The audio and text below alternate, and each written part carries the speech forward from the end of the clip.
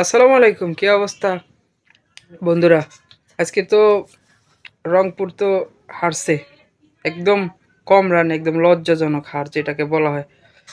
এরকম এত বিগ দল, এত ভালো ভালো প্লেয়ার, অ্যান্ড্রে রাসেল, তারপরে টিম ডেভিড, এত ভালো ভালো প্লেয়ার নিয়ে আইসাও তাদের আসলে শেষ রক্ষা হলো না। তারা আসলে ম্যাচই জিততে পারলো না।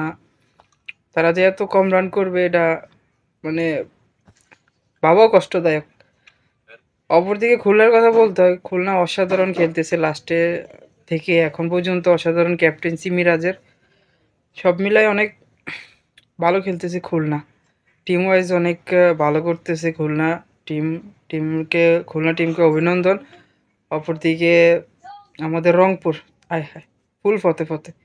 তারা যেভাবে খেলা দেখাইছে, 3 রানে 6 উইকেট পড়ে গেছে। এই পর্যায়ে বিপিএল আইসা পুরো জমে গেছে আসলে। আজকে আরেকটি ম্যাচ আছে, ওইটা জানি কি ফলাফল আসে, সেটার জন্য অপেক্ষা করতেছি।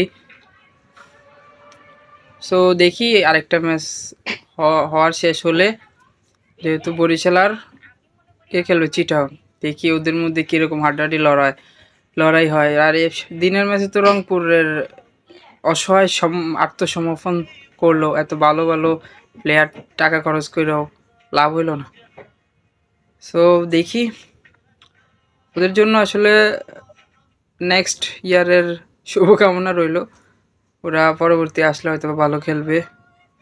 ওদের সবসময় এরকম ব্যাড লাগ যায়, লাস্টে আসলে ওরা হাইরা যায়। ওদের আজকে বাজে ব্যাটিংয়ের কারণে ওরা রংপুর আজকে ঠকছে, মানে হারছে। সো ওদেরকে আর কিছু বলার নাই সমবেদনা ছাড়া। আর খুলনাকে অভিনন্দন, ওরা অনেক ভালো খেলছে।